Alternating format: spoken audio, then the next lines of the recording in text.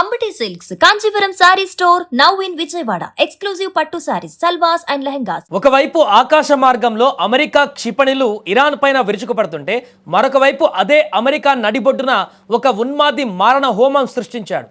అగ్రరాజ్యం సరిహద్దుల అవతల యుద్ధం చేస్తుంటే లోపల మాత్రం గన్ కల్చర్ అమాయకుల ప్రాణాలను బలి తీసుకుంటుంది.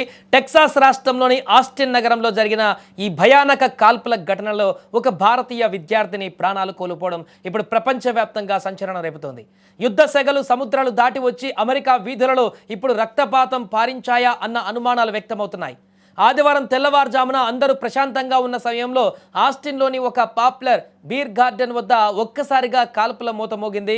సెనెగల్కు చెందిన 53 ఏళ్ల నియాగా డయాగ్నే అనే వ్యక్తి మృగంలా మారిపోయాడు.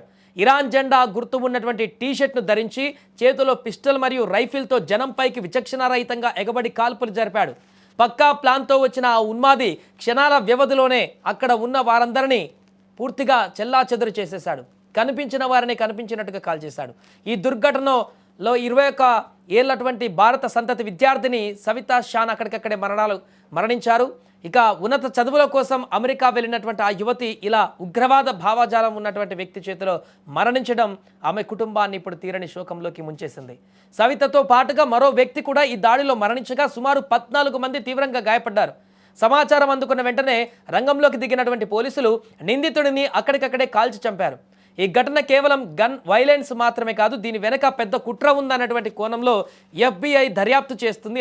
ఎందుకంటే నిందితుడు ధరించినటువంటి టీషర్ట్ పైన ప్రాపర్టీ ఆఫ్ అల్లా అని రాసి ఉండడంతో పాటు ఇరాన్ జెండా గుర్తు ఉండడమే ఇక్కడ అనేక అనుమానాలకు కారణమైంది. ఇప్పుడు ఇరాన్ పైన అమెరికా దాడులు చేస్తున్నటువంటి నేపథ్యంలో ఈ కాల్పులు జరగడంతో ఇరాన్ పైన దాడుల వల్ల అమెరికాలో ప్రతీకార దాడులు జరగవచ్చని FBI డైరెక్టర్ కాష్ పటేల్ హెచ్చరించినటువంటి 24 గంటల్లోనే ఈ దాడి జరిగినట్టుగా అనుమానిస్తున్నారు.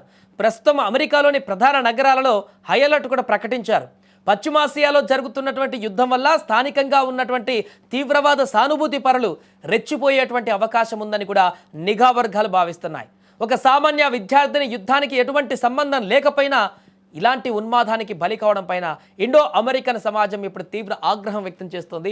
అలాగే ఇంకా ఇలాంటి దాడులు కొనసాగే అవకాశం ఉన్నటువంటి నేపథ్యంలో అమెరికా మొత్తంగా కూడా కొన్ని నగరాలను అప్రమత్తం చేశారు. FBI ఇచ్చినటువంటి హెచ్చరికల నేపథ్యంలో ఎక్కడైతే ఇరాన్ మద్దతుదారులు ఉన్నారో ఆ మద్దతుదారులు ఇప్పుడు ఉన్మాదంగా మారి అక్కడ అమెరికాలో ఇలాంటి దుశ్చర్యలకు పాల్పడేటువంటి అవకాశం ఉన్నటువంటి నేపథ్యంలో వారందరినీ అడ్డుకునేందుకు అక్కడ అమెరికన్ పోలీసులను కూడా అలర్ట్ చేయడం జరిగింది FBI. ఏదేమైనా ఈ జరిగినటువంటి కాల్పుల ఘటన అయితే ఇప్పుడు ఒక్కసారిగా అక్కడ తీవ్ర కలకలం రేపుతోంది.